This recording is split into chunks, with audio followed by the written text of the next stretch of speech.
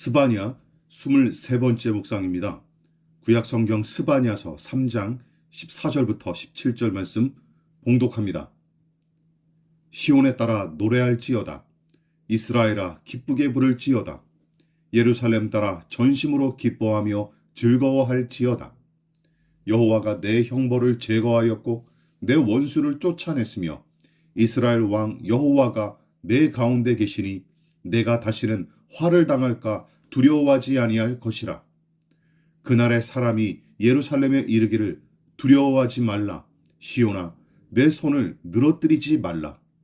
너의 하나님 여호와가 너의 가운데 계시니 그는 구원을 베푸실 전능자이시라.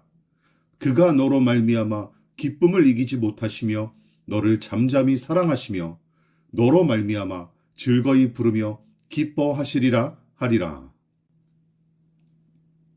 스바냐 선지자와 당시 남유다 백성이 처한 현실과는 전혀 걸맞지 않은 말씀의 명령으로 말미암아 당시 사람들과 성경의 독자들은 적잖이 당황할 수밖에 없습니다. 영적인 암흑기가 70여 년 가까이 이어지고 북이스라엘은 이미 아수르의 손에 넘어갔을 뿐만 아니라 인종 혼합 정책을 통해 철저히 모욕당한 모습을 남유다 사람들은 두고 보고 지켜보기만 했던 시기죠. 그리고 아수르 제국과 신흥 세력인 바벨론의 칼날이 이제는 남유다를 겨누고 있는 중입니다. 비단 외부의 위험만 존재하는 것도 아니었죠. 내부적으로도 매우 혼탁한 상태였기 때문에 도무지 내일 더 나아질 거로 생각해 볼 수 없는 지경까지 이르르죠.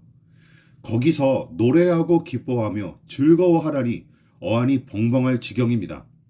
또한 나라 안팎으로 전쟁의 위협과 살벌한 싸움이 빈번하게 발생하던 그 시기에 두려워하지 말고 안심하라는 말씀은 그저 듣기 좋은 공치사로 받기 쉽죠.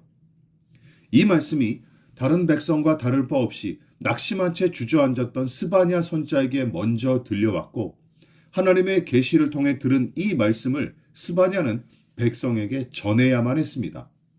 그러나 그가 이 메시지를 전할 때 요나처럼 억지로 내뱉었다고 볼 수가 없어요. 전혀 이해할 수 없는 말씀을 기계적으로 순종해서 전했을까요? 물론 그럴 가능성이 조금 있을 수는 있겠지만 문맥상 이 메시지는 하나님께 받은 계시를 스바냐 선지자가 충분히 이해하고 확신함으로써 백성에게 전했던 것이 틀림없습니다.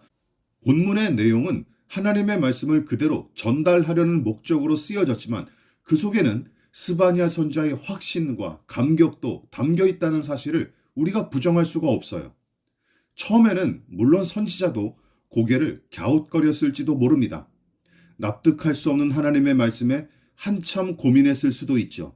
그러나 깊은 고뇌와 기도 가운데서 분명한 확신을 얻었고 그 확신을 바탕으로 감격과 기쁨을 누렸던 게 틀림없습니다.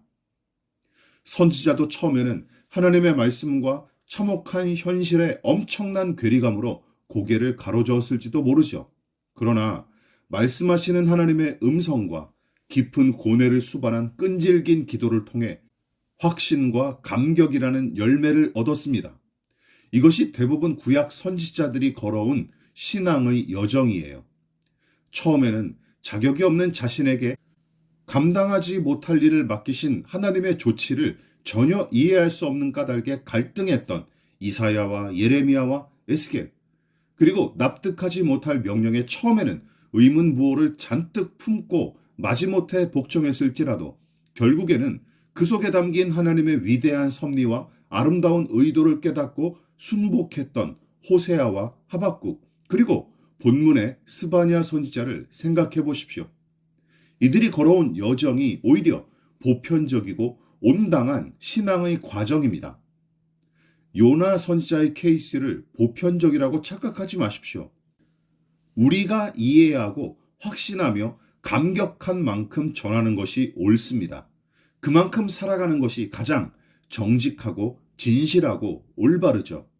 그 이상으로 과장하거나 그 이하로 축소하지도 마십시다.